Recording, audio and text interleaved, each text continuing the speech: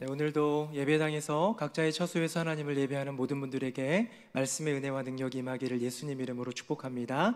우리 옆에 분하고 인사 한번 하겠습니다. 사랑합니다. 축복합니다. 시작. 사랑합니다. 축복합니다. 사랑합니다. 축복합니다. 예수님의 마음으로 사랑하고 주님의 이름으로 축복합니다. 어떤 한 사람을 가상의 인물로서 한번 세워보도록 하겠습니다. 홍길동 씨라고 해볼까요? 38세의 홍길동 씨는 조그만 제조업을 하는 그 회사의 회사원입니다. 7월 초나 7월 중순쯤 되면 휴가를 준비를 해야 되는데요, 많은 사람들에게 기대가 되고 또 즐거움이 되는 그 휴가가 이 홍길동 씨에게는 두려운 존재입니다. 어떻게 휴가가 두려울 수 있을까요? 조그만 제조업 회사다 보니까 휴가 날짜가 정해져 있대요. 매년 8월 첫째 주, 오늘이 8월 1일이니까 아마 내일부터 휴가가 아닐까라는 생각도 드는데요, 이렇게 8월 첫째 주 극성수기에 휴가가 늘 있다 보니 어디 가나 사람이 많을 뿐더러 어디 가나 평상시 요금의 2배, 3배 한다고 합니다. 이 재정적인 부담이 보통이 아니에요. 첫 번째는 재정적인 부담이고요, 두 번째는 휴가를 통해서 유익을 누리는 타깃의 문제입니다. 젊은 분이다 보니까 아이들도 어리지요. 휴가를 가게 되면 자기를 위한 시간은 없습니다. 오직 아이들을 위해서 놀아주다 봐야 되고요, 또 배우자에게 맞춘 휴가를 떠나곤 합니다. 남자만은 아니겠죠. 많은 또 여성분들도 휴가를 떠날 때 아이들에게 마치고 배우자에게 마치고 가족들에게 맞추다 보니 내 휴가는 정작 없는 것 같은 느낌을 가질 때가 있습니다. 나는 자전거로 가을철에 국토 종주를 하고 싶은데 꼭 8월 첫 주에 가족들과 함께 내 휴가는 없이 그저 가족들에게 누군가에게 맞추는 휴가를 떠나야 되는 홍길동 씨. 그러고 나서 일주일을 휴가를 보내고 이제 일터로 가잖아요. 한 2박 3일은 손에 일이 잡히지 않는다고 합니다. 후유증이 있는 거죠. 이렇게 세 가지 악조건 속에서 이 홍길동 씨는 매년 7월 초, 7월 중순쯤 되면 휴가에 대한 계획을 세우면서 마음이 무거워집니다. 여러분, 이것이 비단 홍길동 씨만의 일일까요? 어쩌면 요즘 이 시대를 살아가는 많은 사람들이 휴가를 생각하면 한편으론 설레고 좋기도 하지만 또 많은 분들은 또 다른 영역 속에서의 짐들 때문에 이 휴가를 어려워하는 것 같기도 합니다. 저는 오늘 여러분들과 함께 주제 설교로서 이 휴가, 좀 더 포괄적으로 보면 휴식, 조금 더 깊이 들어가서 우리 안에 들어있는 그런 단어로 얘기하자면 쉼이라는 이 주제를 가지고 주제 설교를 한번 해보고자 합니다. 강해 설교는 본문 안으로 깊이 파고 들어가는 설교라면 주제 설교는 창세기부터 계시록까지 성경 전반에 걸쳐 있는 이 주제에 대한 이야기를 나누는 그런 설교가 되겠지요. 이 쉼에 대해서 성경은 뭐라 얘기할까? 휴가, 휴식, 그리고 이 쉼이란 것에 대해서 성경은 뭐라고 얘기하는지 제가 고민한 끝에 세 가지를 여러분들과 나누기를 원하는데요, 이 세 가지를 나눌 때에 세 가지 다 이해하고 채우고 깨닫고 이런 게 또 어려울 수 있거든요. 단 한 가지라도 나의 어떤 생각 속에서의 변화가 있다면, 도전이 있다면, 깨달음이나 배움이 있다면, 그래서 나의 삶 가운데 적용할 수 있는 것이 있다면 은혜가 되겠습니다. 이제 그 세 가지 속으로 한번 들어가 보도록 하겠습니다. 제가 세 가지 명제를 드릴 텐데요, 첫 번째 명제입니다. 화면 보시겠습니다. 저를 한번 따라하겠습니다. 쉼은 선물이다. 네, 잘하셨습니다. 쉼은 선물이다. 이제 저를 보십시오. 여러분, 쉼은 선물입니다. 당연한 거 아닌가요? 쉬는 거, 휴가, 휴식, 선물이 아닌가요? 라고 생각할 수도 있지만 이 쉼에 대해서 많은 사람들은 조금 전에 나누었던 홍길동 씨처럼 왠지 부담으로 짐처럼 느끼는 사람들도 있는 것이죠. 먼저 성경 안에 들어있는 최초의 쉼을 한번 살펴보고자 합니다. 화면 보시고요, 제가 1절, 여러분들이 2절, 우리 3절은 같이 읽어보겠습니다. 천지와 만물이 다 이루어지니라.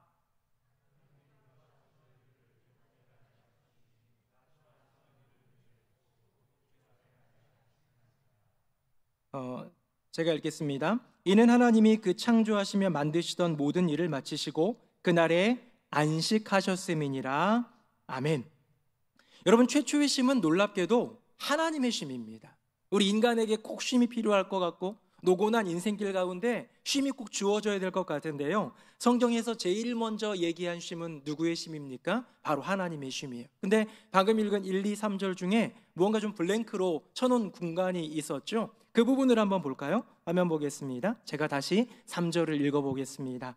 하나님이 그 일곱째 날을 복되게 하사 거룩하게 하셨으니 이는 하나님이 그 창조하시며 만드시던 모든 일을 마치시고 그날에 안식하셨음이니라. 아멘. 여러분, 저는 이 본문을 보면서 인류 최초, 아니 온 세상의 최초의 쉼은 여호와 하나님의 쉼이라는 것을 우리가 알게 되고요, 또 하나는 뭐냐면 방금 읽은 것처럼 이 휴식을 취한 날, 이 안식한 날을 하나님이 복되게 하시고 거룩하게 하셨다라는 거예요. 여러분, 거룩이 뭡니까? 다른 여러 가지 날들, 그 이전에 일하던 엿새 동안의 날들과 다르게 이날만큼은 구별하셨다라는 거예요. 특별한 날이라는 거예요. 복이 임하고 은혜가 임하는 날이라는 것이죠. 그러면서 그날을 거룩하게 구별하셨습니다. 이 쉼이라는 것이 처음으로 나오는 장면이 하나님의 쉼, 오늘 본문이기도 하지만 또 하나, 우리가 늘 고백하고 있는 거룩, 하나님의 거룩하심처럼 우리도 거룩해야 될 텐데요, 우리 이 성경 전체 가운데 거룩이라는 단어가 처음으로 나오는 본문이 이 본문입니다. 하나님이 무엇을 거룩하게 하셨습니까? 믿는 성도들도 있고 교회도 있고 나라도 있고 백성도 있고 많은 것들을 구별 지을 수 있지만 성경에 나오는 첫 번째 구별은 무엇이냐? 바로 이 쉼, 이 쉬는 것, 이 쉼의 날, 이 날을 거룩하게 하셨다라는 거예요. 이쯤 돼서 질문 한번 드려볼까요? 여러분, 하나님에게 쉼이 필요합니까? 하나님이 우리처럼 힘들게 이렇게 막 일한 다음에 몸이 노곤해지고 피곤해져가지고 잠시 어디 기대어서 주무셔야 되는 그런 피곤함, 그런 노곤함, 그래서 쉼이 필요한 존재이십니까? 우리는 알고 있어요. 여호와 하나님이 전능하신 주님이시라는 사실. 그분에게는 쉼이 필요 없습니다. 졸지도 아니하시고 주무시지도 아니하시는 분이 여호와 하나님이신 줄로 믿습니다. 우리를 지켜보시며 우리를 도와주시며 우리와 동행하시며 우리를 세우시는 그 주님은 졸지도 주무시지도 않으시는, 즉 휴가도 휴식도 그 어떤 쉼도 필요 없는 분인데, 그분이 왜 엿새 동안 일했다고 마지막 날 일곱째 날을 쉼을 취하시면서 이렇게 안식하셨을까요? 그날을 복되게 하셨을까요? 그날을 구별하셨을까요? 여러분, 그 이유는 바로 우리를 위해서입니다. 우리 인간에게는 쉼이 필요한데, 내 사랑하는 자녀에게는, 내 사랑하는 아들, 내 사랑하는 딸에게는 쉼이 필요한데, 그 쉼을 위해서 주님이 예비하신 것. 사랑하는 성도님들, 쉼은 하나님의 선물인 줄로 믿습니다. 가장 좋은 것을 우리에게 주시는 그 아버지 하나님께서 준비해 주신 그 쉼. 그런데 그 쉼에 대해서 우리는 여러 가지 많은 인식에 좀 차이가 있는 것 같아요. 특별히 부지런한 민족인 한국인은 휴식을 마치 부정적인 것으로 보는 경향이 있습니다. 이를테면 게으름, 이를테면 시간 낭비. 근데 물론 일 아무것도 안 하고 열심히 노력도 안 하고 하루 종일 노는 사람, 우리는 그런 사람을 백수건달이라고 하지 않습니까? 그렇게 노는 사람들에 대해서 아우 게을러 얘기할 수 있을지는 모르겠지만, 특히나 우리 한국인들은 이 휴식, 무언가 쉬는 것에 대해서 좀 좋지 않은 견해가 있는 것 같습니다. 정말로 못 살았을 때 6.25 이 한국 전쟁 때문에 이 나라가 거의 전 세계에서 가장 못 사는 그 시대에 우리 잘 살아보자, 조금 더 일하자, 하루에 12시간, 13시간 막 이렇게 일하면서 열심히 나라를 위해 또 내 가정을 위해 지키기 위해 성장하기 위해 부흥하기 위해 일했던 우리 어른들 이 생각 속에서는 휴식을 게으름 또는 시간 낭비로 여기는 것 아닐까? 여러분, 이것은 잘못된 연결고리입니다. 이것은 끊어야 되는 것이죠. 조금 다른 이야기지만 최근 도쿄올림픽에서 이슈가 하나 있었습니다. 도쿄올림픽 양궁 선수인 안산 선수가 이 머리카락이 짧다라는 이유로 페미니즘이다, 저 여자는 페미니스트다, 그러니까 메달을 박탈해야 된다라는 말도 안 되는 그 네티즌의 글이 있었지 않습니까? 그게 이슈가 됐죠. 여러분, 숏컷과 페미니즘이 무슨 관련이 있고 숏컷과 금메달이 무슨 관련이 있습니까? 심지어 좀 더 연장해서 페미니즘하고 금메달하고는 도대체 무슨 연관이 있습니까? 내 안에 잘못된 인식이 있고 잘못된 오류가 이 안에 있으면 그 연결성 때문에 불편한 그런 시선과 생각과 또 확장들이 이루어지는데요, 이것은 반드시 끊어내야 하는 것이죠. 우리 안에 끊어야 될 것이 많이 있지만, 고쳐야 될 세계관이 많이 있지만, 그 중에 오늘 메시지를 통해서 하나님 주시는 말씀은 무엇이냐? 쉼은 게으름이 아니라는 거예요. 쉼은 사치가 아니라는 거예요. 쉼은 시간 낭비가 아니라는 거예요. 쉼은 여호와 하나님이 주신 선물인 줄로 믿습니다. 저는 어렸을 때 어른들한테 이런 얘기 많이 들었어요. 아마 여러분들도 들어보셨을 것 같기도 하고, 아마 이런 말을 많이 하신 분들도 있을 것 같기도 합니다. 이런 말이 있습니다. 야, 잠은 죽은 다음에 실컷 자라. 많이 들어보셨어요? 네, 그렇죠. 무슨 뜻입니까? 어차피 죽으면 쭉 잘 거니까 잠자지 말고 열심히 공부하라는 거예요. 열심히 일하라는 거예요. 뭐 이런 얘기 아닙니까? 아깝다라는 거예요. 쉰다라는 것은, 잠잔다라는 것은, 휴식을 취한다라는 것은, 휴가를 갖는다라는 것은 너의 인생 가운데 그저 시간 낭비일 뿐이다 라고 얘기하는 것 아니겠습니까? 하지만 이 쉼은 우리로 하여금 더 큰 능률을 이루게 하고 더 큰 유익을 준다는 것을 우리는 잘 알고 있습니다. 저도 장거리 운전을 종종 할 때가 있습니다. 특별히 장례식에 갈 때 그런 일들, 전라도 쪽, 경상도 쪽 갈 때가 있는데요, 혼자 운전을 하다가 졸릴 때가 있습니다. 뭐에 도움을 받아볼까요? 졸음 캔디를 먹어보기도 하고, 때로는 막 꼬집어요. 허벅지 멍들 정도로 막 꼬집어 봅니다. 음악을, 데시벨을 높여서 크게도 틀어봅니다. 여러분, 그런 모든 것들로 안 되는데요, 저 50m 앞에서, 저 100m 앞에서 보이는 졸음 쉼터 가서 10분만 자면 개운해집니다. 완전히 몸이 회복됩니다. 그러면 졸면서 겨우겨우 가던 그런 저의 운전이 아니라 딱 운전대 잡고 목회도 생각하고 설교도 구상하고 누군가와 전화통화하면서도 충분히 갈 수 있는 그런 능력을 얻는 것, 무엇 때문입니까?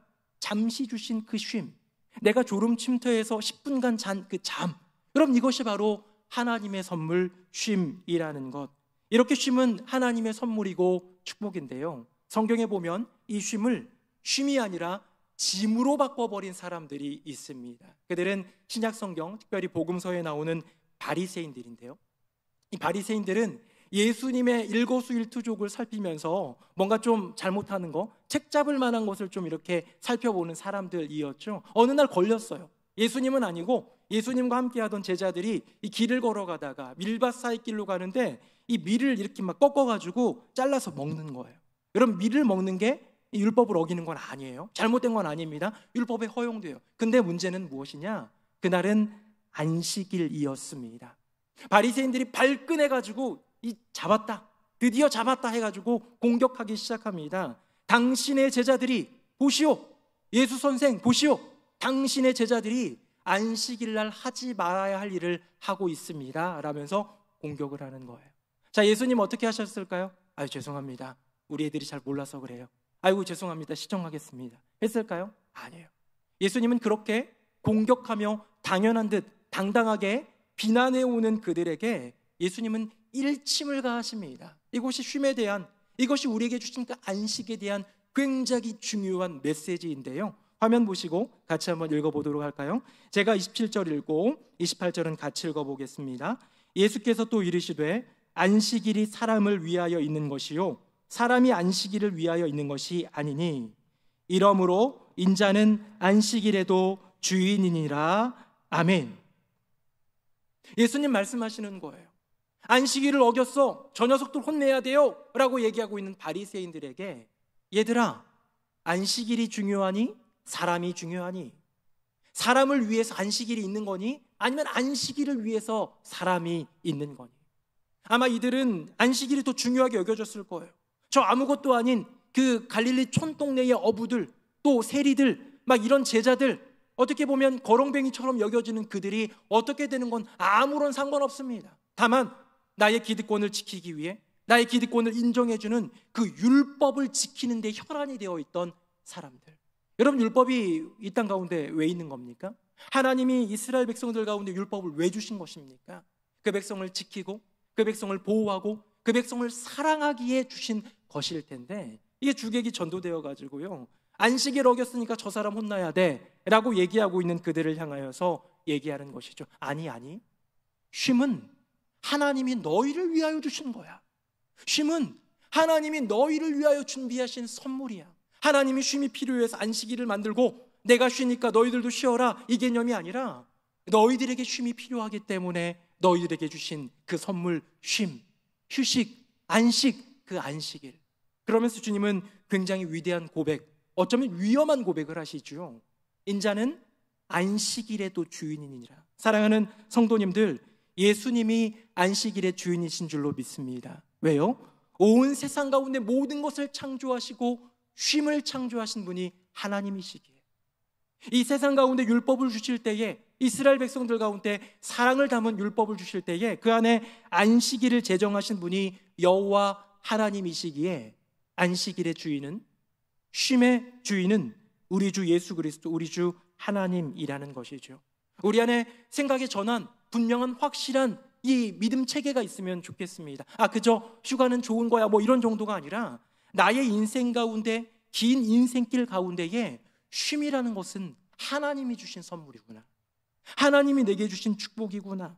여러분, 쉼은 게으름도, 시간 낭비도, 사치도, 그 어떤 짐도, 그 어떤 죄책감도 아니요, 쉼은 우리에게 주신 하나님의 선물인 줄로 믿습니다. 여러분, 선물 받으면 어떻게 해야 돼요?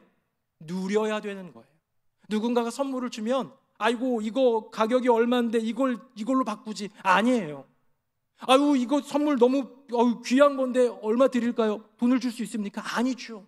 선물을 받았으면 그 선물 준 분의 마음, 그 사랑, 그 격려, 그 응원을 느끼면서 누리는 거예요.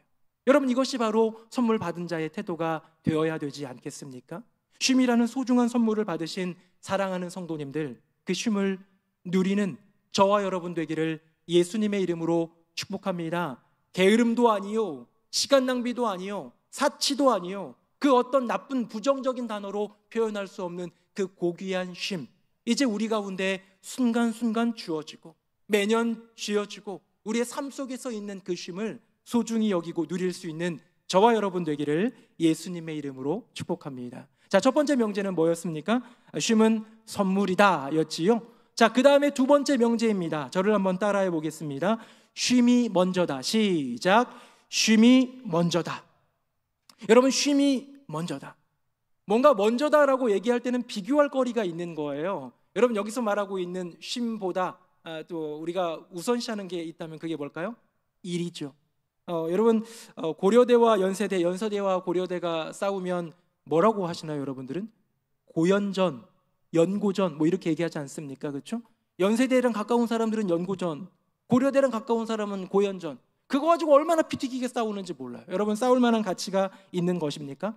의미 없죠. 그런 순서 싸움은 별로 의미가 없어요. 고려대가 먼저냐, 연세대가 먼저냐, 연세대가 먼저냐, 고려대가 먼저냐, 자존심 싸움이니까 그들에겐 중요하지만 우리에게는 의미가 없습니다. 하지만 일이 먼저냐, 쉼이 먼저냐, 쉼이 먼저냐, 일이 먼저냐에 대해서는 우리가 좀 고민해 볼 필요가 있는 것 같아요. 여러분, 지금껏 살아오면서 여러분은 일이 먼저라고 생각했습니까?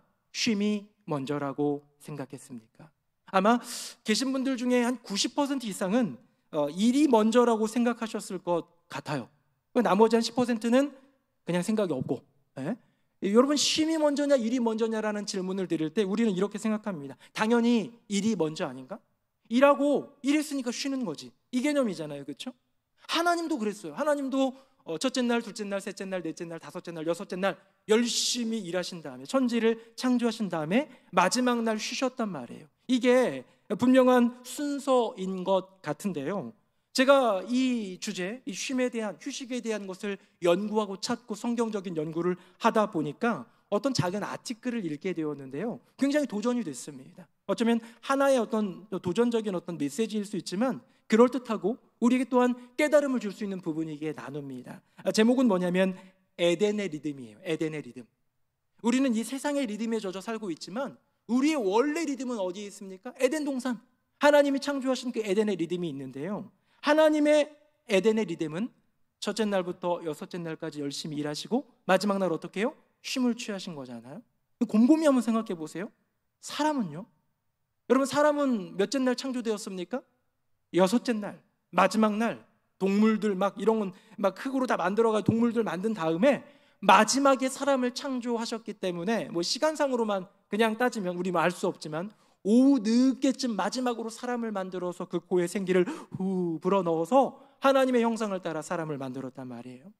이 사람은 태어나자마자 주님을 만났고요, 그리고 나서 처음으로 맞이하는 새 날이 무슨 날입니까? 안식한 날이에요. 쉬는 날이에요. 7째 날이에요. 그렇구나. 저는 굉장히 도전을 받았습니다. 에덴의 리듬은 먼저 쉬고, 이 아담에게 있어서 제일 먼저 주어진 축복은 뭐냐면 우리 아버지 하나님과 더불어 노는 거예요. 쉬는 거예요. 그리고 나서 주어진 하루하루 그 다음 날들 일을 해가면서 살아갔다라는 것이죠. 여러분, 에덴의 리듬은 무엇입니까? 쉼 다음의 일입니다. 그런데 아담이 범죄를 저지릅니다.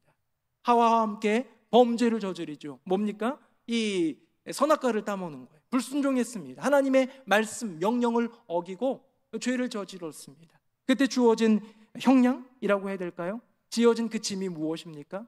지금껏 안 그랬지만 이제는 땀 흘리고 종일 수고해야 너가 소산을 먹을 것이다 라는 메시지지요. 여러분, 종일 수고해야 먹을 수 있는 겁니다. 종일 일을 해야 이제는 쉴 수가 있는 거예요. 여러분, 이 원리, 쉼 다음의 일이 아니라 이제는 일해야지만 고작 쉴 수 있는 이 세상의 원리로 변질된 것은 아닐까? 어른들과 아이들의 모습을 보면 이 모습이 조금 여실히 드러나는 것 같습니다. 어른들은 아침에 일어나자마자 얼른 씻고 후다닥 아침밥 먹고 때로는 먹지도 못하고 나가가지고 아침부터 이제 오후 늦게 저녁까지 일합니다. 일한 다음에 집에 돌아와서 어떻게 해야지요? 소파에 몸을 던집니다. 침대에 몸을 던집니다. 그때부터 쉬는 것이죠. 일 다음 쉼입니다. 근데 어린아이들은 어떻게 합니까? 저도 막내딸이 5살인데요 이 아이는 그냥 지가 원하면 자요. 지가 원할 때 자는 거예요. 밤에 푹 잔 다음에 그 쉼을 통하여서 재충전이 되잖아요. 뭐라고 놀까? 뭐하고 재밌는 거 할까? 라고 생각하면서 그들에게 있어서 놀이, 그들에게 있어서 일, 그 놀이를 열심히 하는 것이죠. 아이들을 보면 쉼 다음 일처럼 느껴집니다. 여러분, 세상의 명제는 잘 일하기 위해 쉰다이지만 기독교의 신앙은 진짜 쉼을 위해 일하는 것입니다. 여러분, 이것에 대한 그 이해함이 좀 어렵죠? 이게 정말 맞는 건가라는 생각이 들죠? 굉장히 중요한 성경 구절 하나 여러분 보여드릴 텐데요, 조금 어려운 구절입니다. 깊이 한번 들어가 볼까요? 화면 보겠습니다. 제가 10절 그리고 여러분들이 11절 읽어보겠습니다. 하나님께서 당신의 일을 마치고 쉬신 것처럼 하나님의 안식처에 들어간 이도 그의 일손을 멈추고 쉬는 것입니다.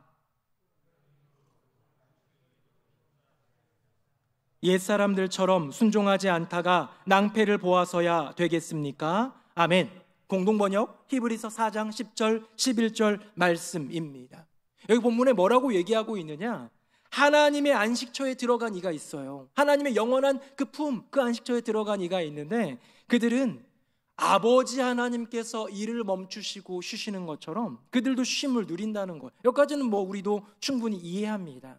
이 사람이, 이 안식처에 들어간 사람이 누군지에 대한 것은 주석마다 분분해요. 어떤 분은 예수님을 얘기하기도 하고, 어떤 분은 믿음을 지키다가 이제 저 하나님 나라로 떠난 죽은 사람들, 우리의 선조들을 얘기하기도 하고, 어떤 사람은 현재적으로 지금 이 땅에서 그 안식을 맛보는 우리들을 얘기하기도 한다고 합니다. 근데요, 11절이 중요합니다. 그렇게 일손을 멈추고 쉰 그 아버지 하나님처럼 쉼을 취하는 그 사람들처럼 우리도 그 안식을 누리기 위해 어떻게 한다고요? 힘쓰자. 힘써야겠습니다. 여러분, 저를 보십시오. 이 본문에서 얘기하고 있는 힘쓰다는 뭐냐면 깨어서 열심히 일한다라는 얘기입니다.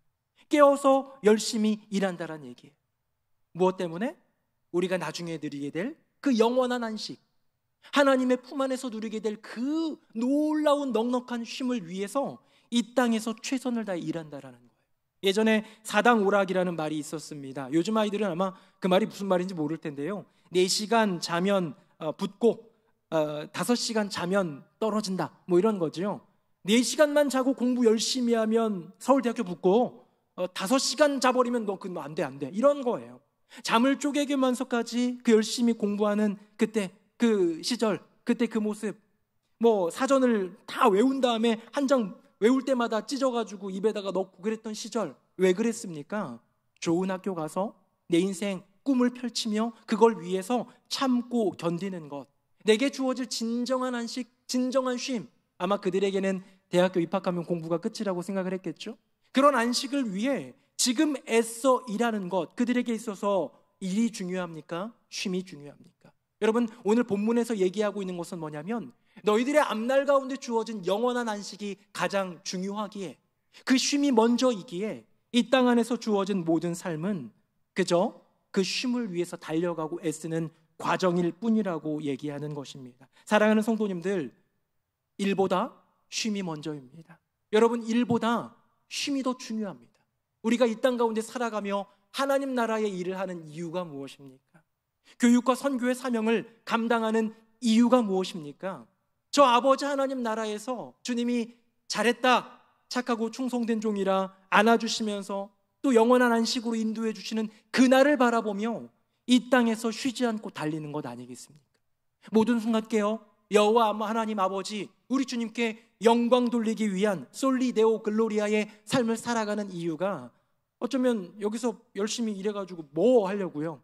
이것보다 더 중요한 저 땅, 저곳, 눈물도 아픔도 더 이상의 죽음도 없는 그곳에서 진정한 쉼, 여호와 하나님 우리 아버지 품을 누리기 위해서 달리는 것 아니겠습니까? 여러분, 쉼은 일보다 중요합니다. 쉼은 일보다 먼저입니다. 이제 세 번째로 나가볼까요? 정리해 보겠습니다. 제일 먼저는 쉼은 선물이다 였습니다. 자, 두 번째는 뭐였습니까? 쉼이 먼저다 였죠. 자, 마지막입니다. 우리 저를 한번 따라해 보겠습니다. 쉼은 전환이다. 시작. 쉼은 전환이다. 제일 좀 어려운 것 같아요. 무슨 말 하는지 잘 이해가 안 됩니다. 일단 이렇게 얘기하고 싶습니다. 저는 여기다 괄호를 한번 넣어보고 싶은데요, 쉼은 전환이다인데 그 사이에 이렇게 넣어보고 싶어요. 쉼은 멈춤이 아니라 전환이다. 여러분, 우리는 쉼을 생각할 때, 휴식을 생각할 때, 휴가를 생각할 때 하던 일을 놓는 것을 쉼이라고 생각합니다. 하던 일을 멈추는 것을 휴식이라고 생각하고 휴가라고 생각하는 것이죠. 목사님, 그거 당연한 거 아닌가요? 하던 일을 멈추는 게 쉼이잖아요. 일 열심히 하다가 잠깐 멈추는 것, 그게 휴식 아닙니까? 라고 질문할 수 있는 것이죠. 조선시대 말기에 이제 호주에서, 캐나다에서, 그리고 제일 많이 미국에서 선교사님들이 이 땅에 건너오셨습니다. 어떤 분들은 의사로, 어떤 분들은 복음 전하는 분으로 여러 가지 모습으로 복음 전하면서 같은 섬김의 사역들을 감당하고 있었는데요, 그들이 열심히 일하다가 휴식을 내거나 휴가를 내면 너무 고국에서 했던 거가 하고 싶어가지고 뭘 했냐면요, 테니스를 쳤다고 합니다. 이렇게 라인 그어가지고, 이 나라에는, 조선에는 라켓도 없는데 막 끈으로 막 만들어가지고 라켓 만들고 해가지고 테니스를 치는 거예요. 더운 여름날 땀을 뻘뻘 흘리면서 테니스를 치니까 이 동네 지나가던 양반이 이렇게 부채 이렇게 들면서 이렇게 지나가는 양반이 한마디 했다고 합니다. 저렇게 어려운 일은 종들에게 직접 시키지 왜 자기가 하냐, 이렇게 얘기했다는 거예요. 여러분, 이게 어떤 의미냐? 조선시대 양반들은 일하는 거를 싫어했습니다. 뭐 다 아시죠? 노비들이, 종들이 다 일했어요. 운동도 별로 좋아하지 않았습니다. 그저 유유자적 걸어다니면서 신화 한술 읽고 뭐 그렇게 살았던 인생들인데요, 이 선교사님들은 열심히 무언가로 노력하면서 일한 것에 대한 그 보상적인 개념으로 이 반대 일을 하는 거예요. 열심히 머리 쓰면서 했던 그 일을 육체를 사용함으로써 풀었다라는 거예요. 그저 쉬는 게 아닙니다. 스포츠 의학 전문가의 휴식론에 의하면 진정한 휴식은 아무것도 하지 않는 무활동이 아니라 오히려 지금껏 주로 사용하던 신체 기관을 바꾸는 것이 진짜 휴식이라고 합니다. 자리에 앉아가지고 그저 머리만 쓰던 분들 있잖아요. 열심히 연구하고 이런 박사분들은 이 스트레칭을 하거나 또 어디를 걷는 거, 산책, 이런 게 도움이 된다라는 거예요. 반면에 막 노동을 하고 열심히 몸을 쓰면서 일을 하시는 분들은 잠시 쉬면서 책을 읽거나 음악을 들을 때에 휴식이 된다는 것이죠. 그러면서 약간의 직업에 따른 휴식 추천을 받는데 제가 고개가 좀 끄덕여졌어요. 이런 것이었습니다.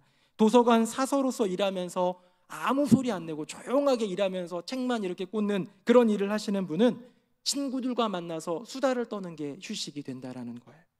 모든 것이 절제된 사장 비서, 사장님 비서로서 긴장하면서 따라다니면서 절제된 인생을 살아가는 분에겐 재밌습니다. 노래방 가서 고함 지르는 게 휴식이 된다는 거예요. 반대 일을 하는 것이죠.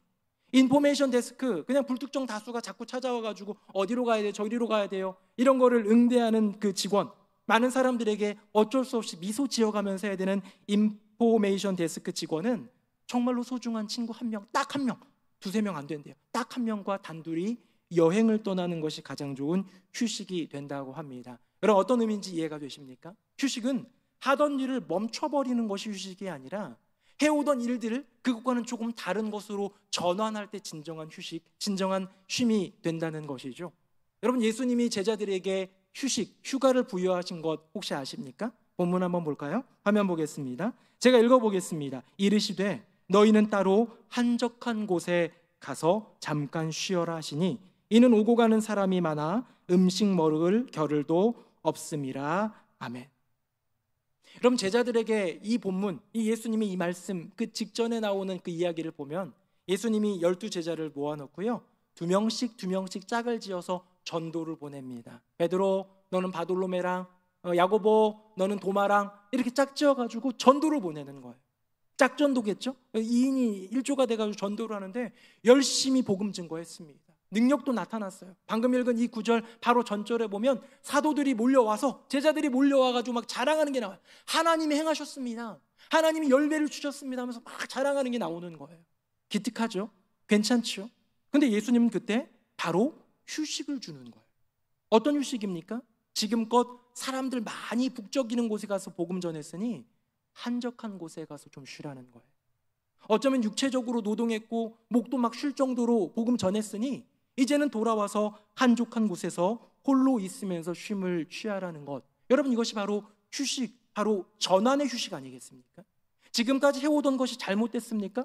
복음 전한 게 잘못된 거예요? 아니잖아요. 열심히 소리를, 핏대를 세워가면서 예수 믿어야 됩니다, 하나님 나라가 곧 옵니다, 회개하라 천국이 가까웠느니라 얘기하는 게 잘못이에요? 아니잖아요. 그러나 그곳에서 가져지는 육체의 피로를 정말로 좀 하기 위해서 영혼의 쉼을 취하게 하는 이 쉼의 전환을 주신 분이 바로 누구냐면 예수님이라는 것이죠. 하지만 여기에 굉장히 중요한 게 있습니다.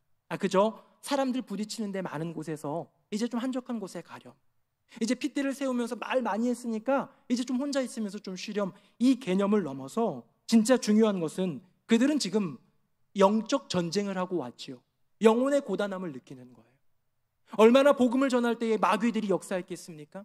성령의 역사만큼이나 어쩌면 마귀들도 발악하면서 막았을 텐데요, 그 수많은 영적인 전쟁이 끝났으니 이제는 영혼의 쉼을 취하라는 거예요. 아버지 하나님을 만나라는 거예요. 지금 주님이 한적한 곳에 가서 잠깐 쉬어라 얘기하는 것은 그냥 좀 드러누워 있어라 개념이 아니라 아버지 하나님 만남으로써 너희들의 영혼의 새롭게 함을 얻으라는 주님의 분명한 부름이겠죠. 예수님도 그러셨습니다. 예수님은 그것을 몸소 체험, 아니 작정하시고 그 길을 선택하신 분. 마가복음 1장에 보면 예수님이 드디어 사람들을 고쳐주거든요. 그랬더니 사람들이 막 저녁에 바글바글 걸리면서 나온 거예요. 예수님이 거의 제가 볼 때는 새벽 2, 3시까지 어쩌면 밤새도록 사람들을 치유하시느라 사역하셨습니다. 근데 그 다음날 아침, 새벽, 오히려 그 미명에, 그 해도 아직 뜨지 않은 것 같은 그 새벽에 예수님이 한적한 곳에 가셔서 기도하셨다라는 말이에요. 밤새 일하셨으면 아침 한 11시까지 자면 안 돼요? 여러분, 그게 쉼이잖아요. 멈추는 거. 근데 때로는 그런 쉼이 될 수도 있지만 예수님에게 있어서 쉼은 전환이었습니다. 내가 이렇게 고되게 많은 사람들을 만나면서 수많은 마귀들의 공격들 가운데서도 그들을 고치고 그들을 세우고 그들에게 복음을 전하면서 사역을 했다면 내게 필요한 쉼은 아버지 하나님을 만나는 거야. 영혼의 전환, 쉼의 전환. 여러분, 이것이 바로 예수님의 쉼이었는데요, 그 예수님이 오늘 우리에게 말씀하십니다. 화면 보시고요, 우리 같이 한번 읽어볼까요? 시작. 수고하고 무거운 짐진 자들아 다 내게로 오라, 내가 너희를 쉬게 하리라. 아멘. 제가 목소리는 좋지 않지만 다시 한번 읽어볼 테니까 여러분들은 눈을 한번 감아 보시겠어요? 잠깐 눈 감아 봅시다. 제가 읽어보겠습니다. 수고하고 무거운 짐진 자들아 다 내게로 오라, 내가 너희를 쉬게 하리라. 아멘. 여러분, 오늘 이 본문을 주회한다고 하면 이 주회만 해도 1시간은 모자랄 정도로 그렇게 깊은 메시지지만 그냥 오늘은 저는 느껴보고만 싶습니다. 예수님의 그 음성, 수고하고 무거운 짐진 자들아 다 내게로 오라, 내가 너희를 쉬게 하리라. 저는 오늘 여러분과 나누었던 이 3가지 메시지를 보면서 우리 주님이 우리에게 주시는 메시지 같습니다. 하나님이 분명히 우리에게 선물로서 쉼을 주셨는데 여러분 그 쉼 우리 누리고 있습니까? 누리지 못하는 우리 가운데 말씀하시는 거예요. 내게로 오라. 내가 너희를 쉬게 하리라. 쉼이 중요하지 않고 오히려 일이 중요하다고 여겼던 인생 아닙니까? 일이 먼저다. 쉼은 일 다음에나 찾아오는 그냥 주어지는 그냥 보너스라고 여겼던 우리에게, 그래서 일 때문에 늘 고단한 인생인 우리에게 주님이 말씀하시는 것 같습니다. 아니 수고하고 무거운 짐 다 내려놓고 내게로 오렴. 그저 일하다가 잠시 멈추면 쉼이 되는 줄 알고 일하다가 잠깐 한번 멈춰보면 휴가 한번 떠나면 괜찮은 줄 알았는데요, 그래도 여전히 그렇게 쉬어도 여전히 고단한 힘겨운 우리의 인생을 향해서 주님 말씀하시는 것 아니겠습니까? 저의 이야기 하나 하고 말씀 맺겠습니다. 제가 어렸을 때 전에 한번 나눈 적이, 작년에 한번 나눈 적이 있는데요, 신문 배달을 어렸을 때부터 했어요.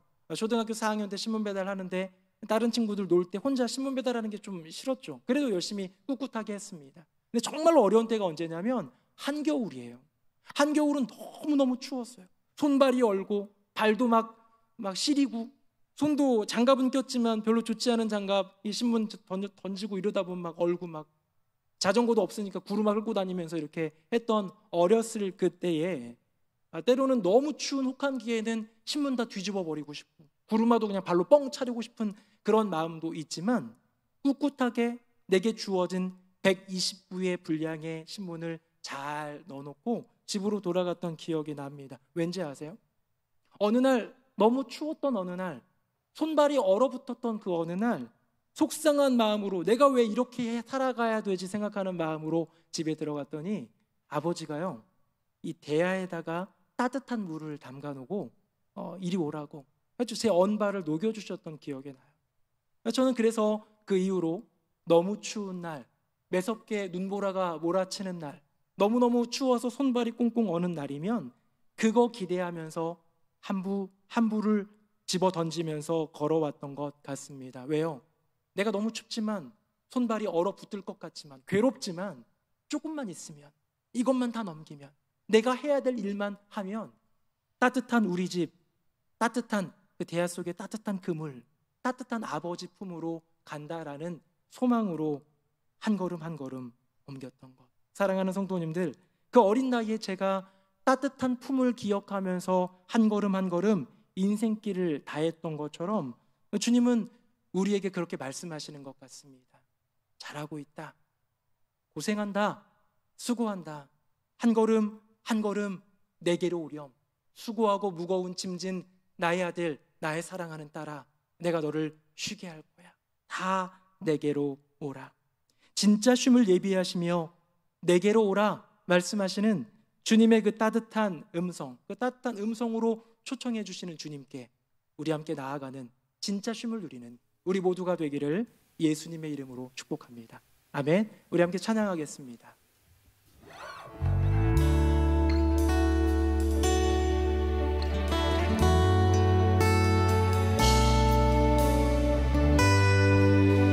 우리 들으신 말씀 기억하시면서 함께 고백하겠습니다. 고단한 인생길, 고단한 인생길, 힘겨운 오늘도 예수 내 마음 아시네. 지나간 아픔도 마주할 세상도 예수 내 마음 아시네. 고단한 인생길, 고단한 인생길, 힘겨운 오늘도 예수 내 마음 아시네. 지나간 아픔도 마주할 세상도 예수 내 마음 아시네. 믿음의 눈 들어 주를 보리. 이 또한 지나가리라.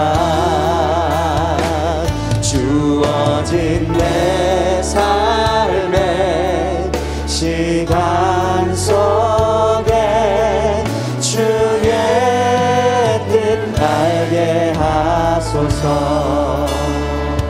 하루를 살아도 기쁨으로 가리. 예수 늘 함께 하시네. 후회도 염려도 온전히 맡기리. 주님 우리 함께 하십니다. 예수 늘 함께 하시네. 믿음의 눈 들어 주를 보리. 이 또한 지나가리라. 주어진 내 삶의 시간 속에 주의 뜻 알게 하소서. 믿음의 눈들 하면 주님을 보리. 주를 보리. 이 또한 지나가리라. 주어진 내 삶의 시간 속에 주의 뜻. 더 큰 목소리로 고백하겠습니다. 믿음의 눈을 들어서 믿음의 눈 들어 주를 보리. 이 또한 지나가리라. 주어진 내 삶의 시간 속에 주의 뜻 알게 하소서. 믿음의 눈을 들어서 믿음의 눈 들어 주를 보리. 이 또한 지나가리라. 주어진 내 삶의 시간 속에 주의 뜻 알게 하소서. 고단한 인생길 힘겨운 오늘을 걸어가는 우리에게 지금도 주님이 함께 하시는 줄로 믿습니다. 휴식을 취하고 휴가를 떠나봐도 채워지지 않는 허무한 허전한 그 인생 속에 주님은 늘 함께하여 주시는 줄로 믿습니다. 우리 예수 믿는 사람들 어쩌면 세상살이가 지쳐 남몰래 눈물을 흘릴 때가 참 많을 텐데요, 그런 우리에게 주님은 오늘도 말씀하십니다. 수고하고 무거운 짐진 자들아 다 내게로 오라. 내게 와서 푹 쉬어라. 내가 너를 쉬게 하겠다. 이 시간 기도할 때에 주님, 다른 어떤 세상의 어떤 것이 아닌 주님 품에 안겨서 진짜 쉼을 누리는 인생 되게 하여 주시옵소서. 주님 품 안에서 참 안식을 누리는 복된 인생 되게 하여 주시옵소서. 다 함께 기도하겠습니다. 함께 기도하겠습니다. 살아계신 아버지 풍성하신 아버지 하나님, 우리 함께 주님께서 우리 함께 계시는 믿습니다.